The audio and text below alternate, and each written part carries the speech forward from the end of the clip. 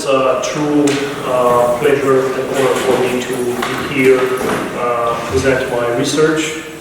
I hope it will be interesting, fruitful, and thought-provoking.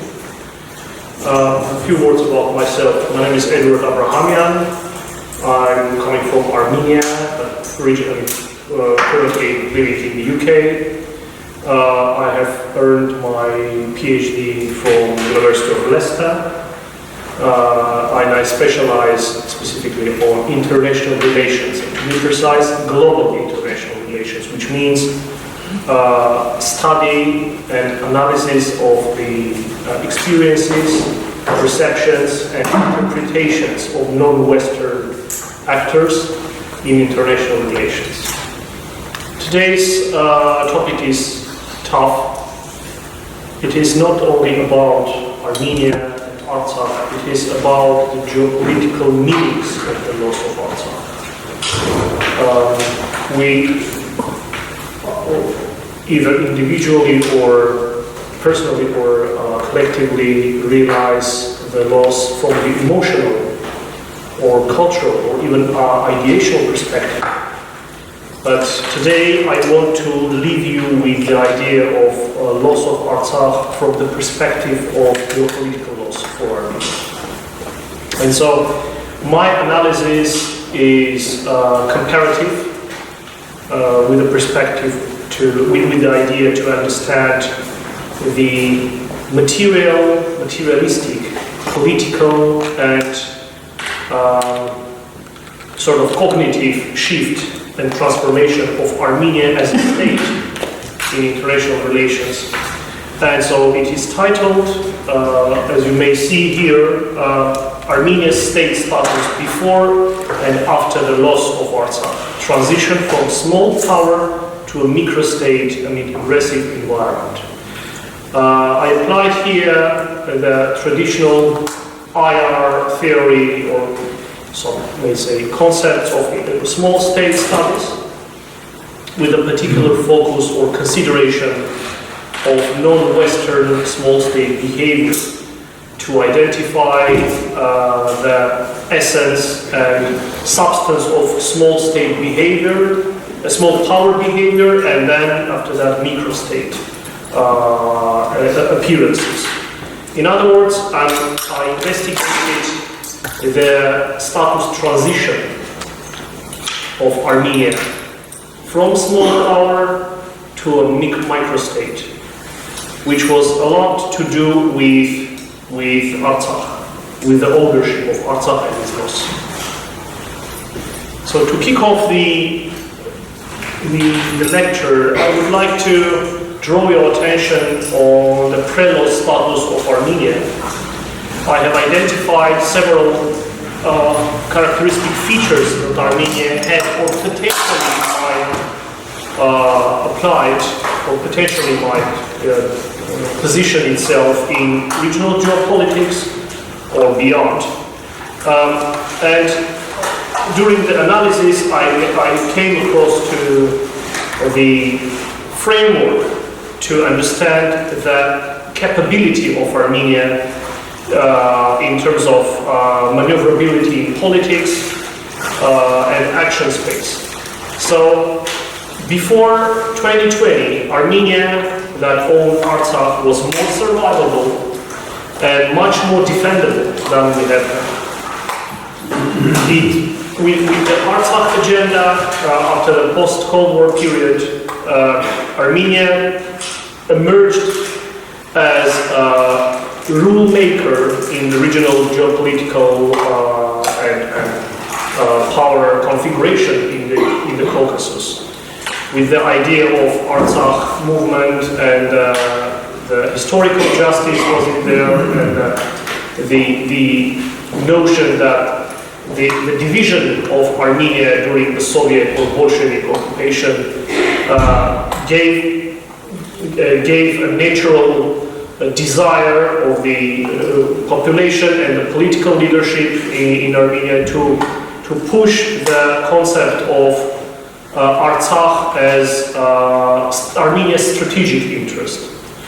So under the strategic interest towards Artsakh was enshrined in a variety of documents, strategic documents of Armenia. First was the concept of security concept of Armenia, of the reduction of 2007 and 2020. And also, which was underpinned effectively by military doctrine of Armenia, where it was clearly stated that Armenia has a commitment towards the freedom, security, and the political choice of the Armenians of Artsakh and their territory. In that case, it is important to realize that Armenia with Artsakh, which was around 42,000 square kilometers, had a quite large border with Iran, with around 170 kilometers long. Had a rich water resources, had a serious demographic habitat, water resources, not to mention other natural resources that Armenia had before 2020 war. But what is most important is that Armenia had a geographic self-sufficiency with very limited geographic vulnerabilities towards the main competitor, Azerbaijan. Overall, the conflict between Armenia and Azerbaijan around Nagorno-Karabakh was unique in a sense that it was the only conflict in post-Soviet space that there was no international direct involvement in terms of peacekeepers, which meant that the conflict was organized around the power balance and power game between Armenia and Azerbaijan, which made effectively both Armenia and Azerbaijan as small powers. Referring to the classical literature on small states and small powers is often defined as a state that is involved directly or indirectly either in the power game, relying on its own military strength, or is capable to exert influence in its nearest environment, or in other words, salient environment. Having this status, Armenia had international structural roles to play for its main strategic ally, Russia, and here I have identified one of them is a faithful ally role, bridge role to balance Armenia's balancing act between Russia and the West during the, for example, Sarkissian's period. So the faithful ally role was mostly about Russia, expressing the faithfulness through involvement in Russia-centered integrative institutions. Bridge role was mostly about Armenia's role as a hub, economic or even civilizational, between the West and Russia, and also most recently recruiting agent role, which with the advent of, with the appearance to the power, Nikol Pashinyan was practiced clearly, has gained a practical shape in Armenia's foreign and security policy. Recruiting agent, as Armenia being Eurasian Economic Union members, to assign the involvement of other players, other states, whether it is through free trade agreement or membership to the Eurasian Economic Union. So Armenia was acting sort of mediator or main negotiator between Eurasian Economic Union and that states. But the war of 2020 has significantly altered Armenia's geopolitical environment, Armenia's capabilities, making Armenia profoundly vulnerable towards Azerbaijan, making Armenia, in fact, less survivable in terms of its resources, its borders, because it is important to bear in mind that the Soviet borders of Armenia were drawn not in the not for the independent state in mind. In other words, that was not designed by the Bolshevik government for the independent state. There were, in fact, the borders of autonomous Soviet territories divided in 1920s between Soviet Russia and Turkey.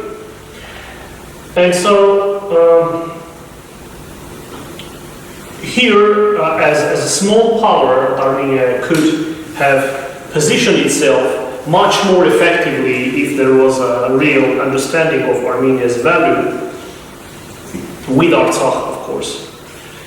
Armenia turned into, here is also important, several rhetorical and behavioral examples that proved Armenia's positioning itself as small power. One of them, I can read if it's not readable here, is a statement made by Sarkissian in January 2015, referring to Azerbaijan's encroachments and aggressive or bellicose behavior towards Armenia. He stated, "We have no reason to initiate a conflict. We do not provoke incidents of this. You are well aware. We have never displayed aggressiveness. It is not in our interest. Yet every incident has been and will continue to be met with retaliation. From this point forward, asymmetrical responses are to be expected.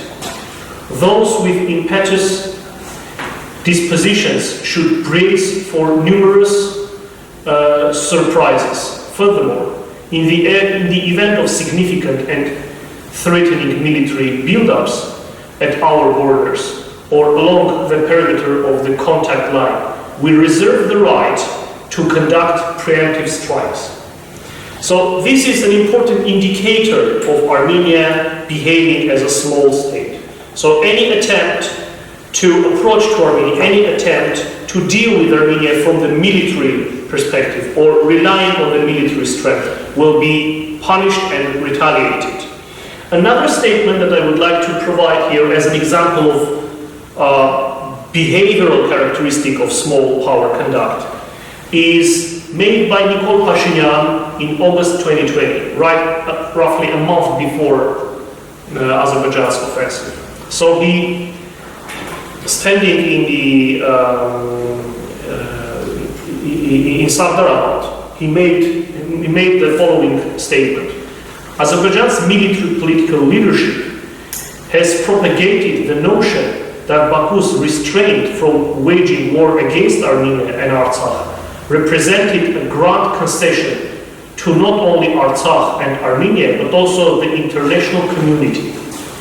They have boasted, Azeris, that the Azerbaijani army had achieved a combat readiness level where they could resolve the Karabakh issue militarily in less than 24 hours. However, the events of July significantly undermined such rhetoric, making it evident that we would not tolerate such positioning. Anyone adopting such a tone would regret it bitterly. End of quote. So this is another example of Armenia behaving as a small power. After the war,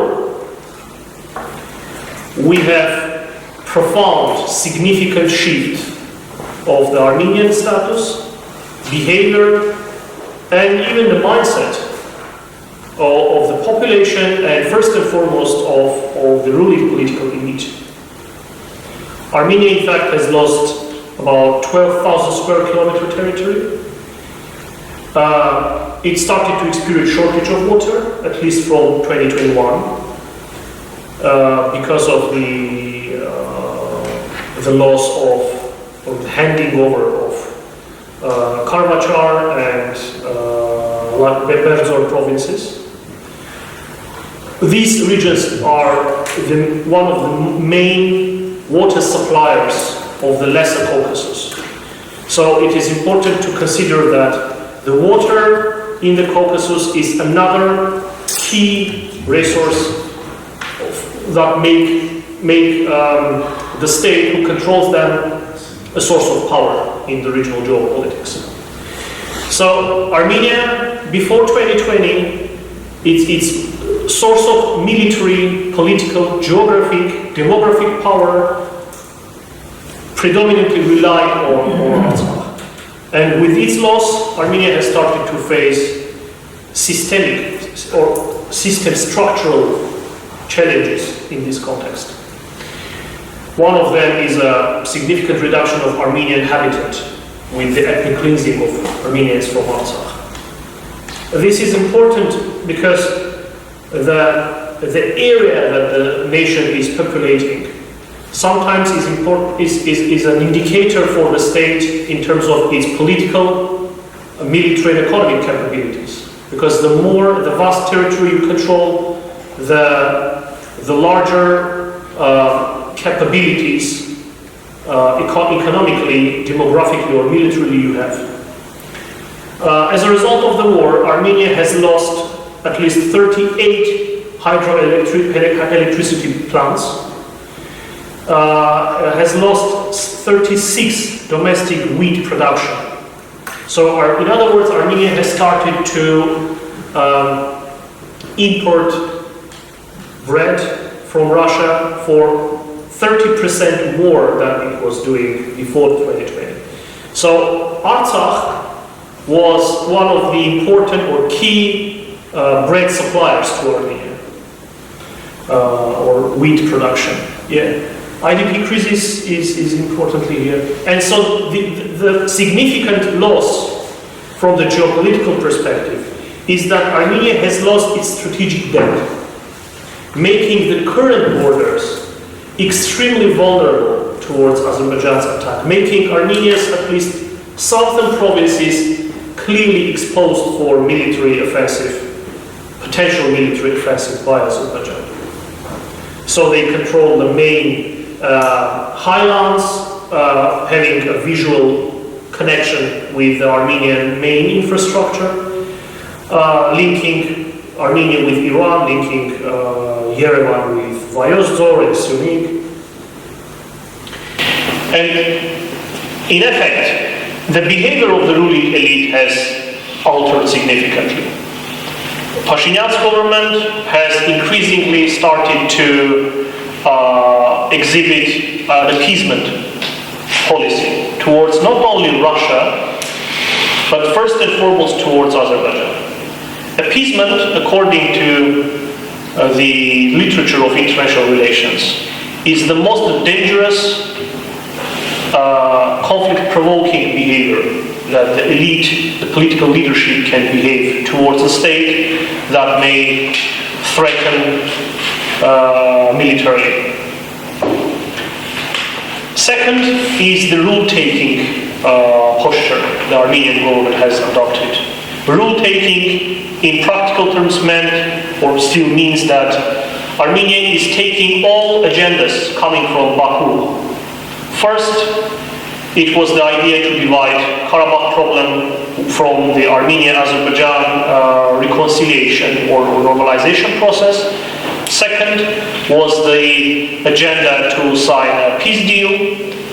Third was the mutual recognition of Soviet borders based on Almaty Declaration of 1992. And another additional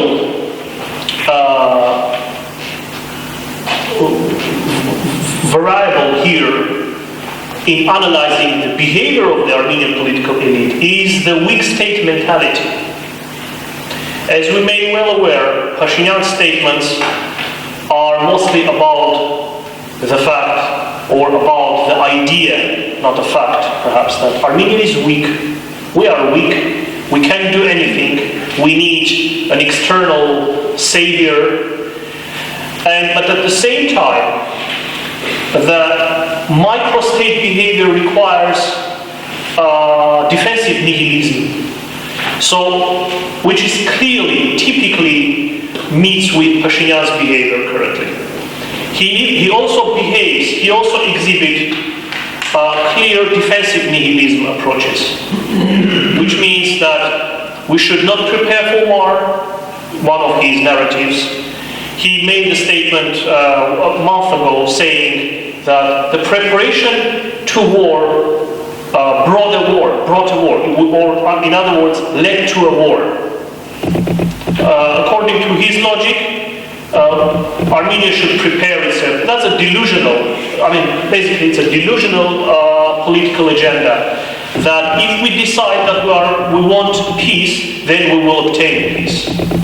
Absolutely not, because after the war, we've got in the Caucasus a significant power asymmetry between Armenia and Azerbaijan. Armenia, extremely vulnerable, territorially or geographically exposed to Azerbaijan aggressive rhetoric and their hard-handed behavior. And on the other hand, clear geopolitical arrangements, settings made by Russia, by Turkey, Iran. So, in other words, there was a clear consensus around Armenia that the post-war realities should be entrenched by different political initiatives or perhaps documents. One of them is 3+3 initiative, which cements, in fact, Azerbaijan's dominant position vis-a-vis Armenia. Because while Armenia is behaving more like a microstate with little ability or capability to change or to draw any influence around its environment, Azerbaijan is behaving more like an emergent middle power, obviously challenging France, challenging the West, restructuring its political position, relying on Russia, Turkey, and to a certain extent Iranian approach that the regional issue should be addressed only by the involvement of the regional powers or regional actors, clearly sidelining the Western involvement or extra-regional involvements. So they play skillfully in a different theaters, in a different tables, whereas Armenia is facing currently very limited action space, low level maneuverability, mostly not only because of the physical parameters, not only because of the materialistic or structural constraints, but first and foremost because of the weak state mentality that the Armenian government has, and so they retranslate the Azerbaijani narratives in Armenia. And the most recent one is Pashinyan's visit to Tavush region with the agenda to kind of explain that there is no option but to hand over the territories surrounding the Armenian villages in Tavush. As he said, we have no option, otherwise you all here will face a war, will face an aggression. So this is another example of weak state mentality and rule taking. I will summarize. Before to summarize it, I will come up. I will provide some examples, evidences, to be precise, of the weak state mentality, as opposed to Aliyev's increasing or bellicose rhetoric. Pashinyan in 2020 stated that today our army is in a complete control. So compared to Aliyev's statement, which was the following: He said in 2020, it was in August, "Today our army is in complete control of the situation. We have a full advantage militarily. I am confident that we will achieve what we want and restore historical justice. We Azerbaijanis will of course go back to our ancient lands, to Erivan, Goicha, as they call Sevan, and Zangezur. The younger generation should also know that our lands are not only the territory of the present-day independent Azerbaijan. We must and we will go back to these lands. We have to work hard every day to bring that day closer." So, in comparison to this kind of clear militaristic statement, which can be attributable to aggressive, kind of non-Western or autocracy-leaning middle power gesture, Pashinyan's statement is in stark contrast. Pashinyan in 2024, in January, stated, "You ask whether we are ready for war or not. We say that there should be no war.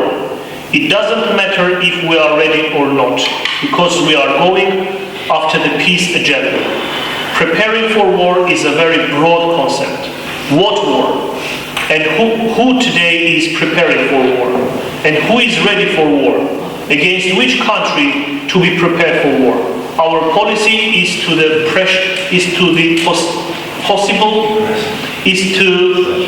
possibility to exclude any war." Sorry about this.